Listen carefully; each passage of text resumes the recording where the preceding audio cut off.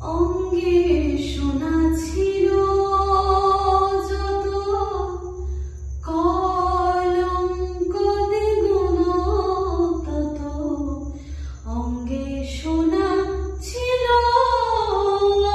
যত কলঙ্ক দ্বিগুণ তত, ও কালী চন্দন হতো অবিরত, ও কালী চন্দন হতো অবিরত।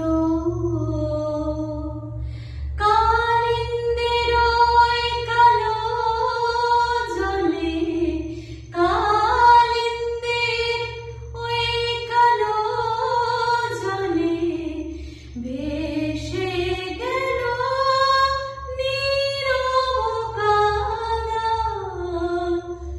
যমুনা কি বলতে পারে কতবার কেঁদেছে রাধা? যমুনা কি বলতে পারে।